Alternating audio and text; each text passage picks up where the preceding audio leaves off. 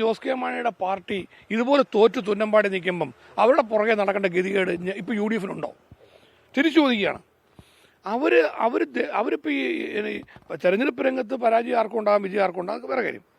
ഞാനൊരു തെരഞ്ഞെടുപ്പ് പരാജയത്തിൻ്റെ പേര് പറയുകയല്ല. ഇപ്പോൾ ജോസ് കെ മാണിയുടെ പാർട്ടി പോയ ശേഷം, UDF വിട്ട ശേഷം ഉള്ള രാഷ്ട്രീയ സാഹചര്യങ്ങൾ വിലയിരുത്തണം. കേരള കോൺഗ്രസ് പാർട്ടി ആ ആവശ്യം ഞങ്ങളത് ഉന്നയിക്കുന്നതിനെക്കുറിച്ച് party chairman Shri P Joseph സാറിൻ്റെ സാന്നിധ്യത്തിൽ ഞങ്ങൾ ഈ കാര്യങ്ങളൊന്ന് പാർട്ടിയാലും പരിശോധിക്കുമല്ലോ. ഞങ്ങളുടെ ചർച്ചയിൽ ഈ വിഷയങ്ങളൊക്കെ ഞങ്ങൾ കൊണ്ടുവരാൻ ഉദ്ദേശിക്കുകയാണ്. ഒന്ന്, ജോസ് കെ മാണിയുടെ പാർട്ടി LDF പോയ ശേഷം നടന്ന പാർലമെൻറ്റ് തെരഞ്ഞെടുപ്പ്. ആ പാർലമെൻറ്റ് തെരഞ്ഞെടുപ്പിൽ കഴിഞ്ഞ പ്രാവശ്യം കോട്ടയത്താണ് നേരിട്ട് ഏറ്റുമുട്ടിയത്. ആ തെരഞ്ഞെടുപ്പിൽ ഇവിടെ ജോസ് കെ മാണിയുടെ പാർട്ടി ജയിക്കും, അവർ LDF പോയതുകൊണ്ട് ഇനി UDF ജയിക്കുകയില്ല. ഇതായിരുന്നു അവരുടെ സ്റ്റാൻഡ്. 87,000 വോട്ടിന് UDF സീറ്റ് തിരിച്ചു പിടിച്ചു. കേരള കോൺഗ്രസ് ഇവിടെ വിജയിച്ചു.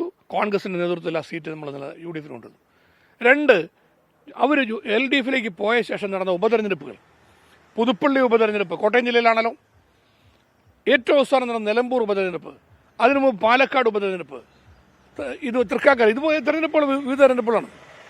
ഈ തെരഞ്ഞെടുപ്പുകളിലെല്ലാം ജോസ് കെ മാണി വിഭാഗം പോയ ശേഷം ഉണ്ടായ വിജയമാർക്കാണ് UDF. അപ്പോൾ പാർലമെൻറ്റ് ഇലക്ഷനിൽ UDF തിളക്കം മാറുന്ന വിജയം, ഉപതെരഞ്ഞെടുപ്പുകളിലെ തിളക്കം മാറുന്ന വിജയം, ഇപ്പോൾ നടന്ന തദ്ദേശ സ്വയംഭരണ സ്ഥാപനങ്ങളിലെ ഇലക്ഷനിൽ കോട്ടയം, പത്തനംതിട്ട, ഇടുക്കി, എറണാകുളം ഉൾപ്പെടെ കേരള കോൺഗ്രസിൻ്റെ തട്ടകങ്ങളിൽ ഉൾപ്പെടെ UDF ഉജ്ജ്വലമായ വിജയമുണ്ടാവുകയും ജോസ് കെ മാണിയുടെ പാർട്ടി ദയനീയമായി പരാജയപ്പെടുകയും നിൽക്കുമ്പം പിന്നെ ആ പാർട്ടിയുടെ പ്രസക്തി നഷ്ടപ്പെട്ടിരിക്കുകയല്ലേ. രാഷ്ട്രീയമായി അവരുടെ പ്രസക്തി നഷ്ടപ്പെട്ട് നിൽക്കുന്ന ഈ സാഹചര്യത്തിൽ അവരില്ലെങ്കിലും UDF ഉള്ളതിനേക്കാൾ മെച്ചപ്പെട്ട വിജയം അവരില്ലാത്തപ്പോൾ UDF നേടിക്കൊണ്ടിരിക്കുന്ന ഈ കാലത്ത് UDF ദുർബലപ്പെടുത്തുന്ന സ്റ്റേറ്റ്മെൻറ്റുമായി കോൺഗ്രസ് നേതാക്കന്മാർ ദയവ് ഇത് ഇനി ഇറങ്ങരുതെന്ന് ഞങ്ങൾക്കൊരു അഭ്യർത്ഥനയുണ്ട്. ഞങ്ങളത് UDF യോഗത്തിലും പറഞ്ഞിട്ടുണ്ട്. സ്വന്തം ശക്തിയെക്കുറിച്ച് നമുക്ക് തിരിച്ചറിയാതെ നമുക്കെന്തോ ഇവിടെ ഒരു ഭയപ്പാടുണ്ടെന്നുള്ള മട്ടിൽ എന്തിനാണ് ഇവിടെ ചിന്തിക്കുന്നത്? ഇതുപോലെ ജനങ്ങൾ ശക്തമായ ഒരു പിന്തുണ നൽകിയതിന് ശേഷം ആ പിന്തുണയുടെ പ്രാധാന്യത്തെക്കുറിച്ച് ജനങ്ങൾക്ക് നന്ദി പറഞ്ഞുകൊണ്ട് നമ്മൾ മുന്നോട്ട് പോകുമ്പോൾ ഇനി സ്വന്തം മുന്നണിയെക്കുറിച്ച് ആത്മവിശ്വാസം ഇല്ലാതെ സംസാരിക്കുന്ന UDF നേതാക്കൾ എന്ന് ജനങ്ങൾ വിലയിരുത്തും. അതിലേക്ക് പോകരുതെന്നാണ് ഞങ്ങളുടെ അഭിപ്രായം. ജോസ് കെ മാണിയുടെ പാർട്ടിക്ക് ഇനി അവരുടെ പുറകെ നടന്നിട്ട് നിങ്ങൾ വരുന്നുണ്ടോ എന്ന് ചോദിച്ചു നടക്കേണ്ട ഗതികേട് ഈ മുന്നണിക്കില്ല. അത് ഞങ്ങൾ തുറന്നു പറയുകയാണ്. കേരള കോൺഗ്രസ് പാർട്ടിക്ക് തീർച്ചയായിട്ടും അഭിമാനത്തോടെ പറയാൻ കഴിയും, UDF വിജയത്തിന് വേണ്ടി കേരള കോൺഗ്രസിൻ്റെ മേഖലകളിൽ ത്യാഗം സഹിച്ചുകൊണ്ട് ഞങ്ങൾ കോൺഗ്രസിനോടൊപ്പം UDF ഒറ്റക്കെട്ടായി പ്രവർത്തിച്ചു.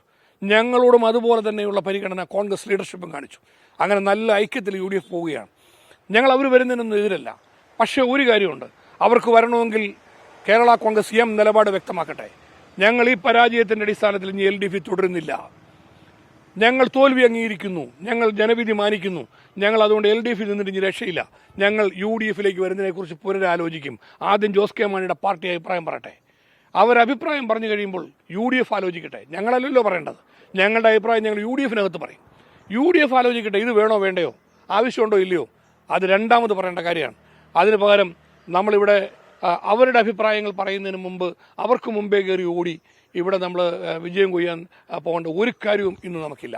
അതുകൊണ്ട് കേരള കോൺഗ്രസ് പാർട്ടി UDF അടിയുറച്ചു നിൽക്കുമ്പോൾ ഞങ്ങൾ വ്യക്തതയോടെ പറയുന്നു, ഇന്നത്തെ രാഷ്ട്രീയ സാഹചര്യങ്ങളിൽ ഇതുപോലെ മുന്നണിയെ വഞ്ചിച്ചു പോയ ആളുകളില്ലെങ്കിലും അടുത്ത നിയമസഭാ തെരഞ്ഞെടുപ്പിൽ ഐക്യജനാധിപത്യ മുന്നണിയെ വിജയത്തിലേക്ക് എത്തിക്കാൻ UDF ഭരണത്തിൽ കൊണ്ടുവരാൻ കേരള ജനത തയ്യാറാണ്.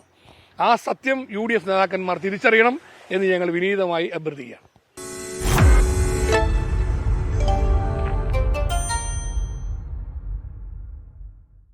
ലോകത്തെവിടെയായാലും ഏത് സമയത്തും 24 വാർത്തകളും ഓഗ്മെന്റഡ് റിയാലിറ്റി പാക്കേജുകളും എക്സ്പ്ലെയിനറുകളും വിശദമായി കാണാൻ ഞങ്ങളുടെ YouTube ചാനൽ നിങ്ങൾക്ക് സബ്സ്ക്രൈബ് ചെയ്യാം.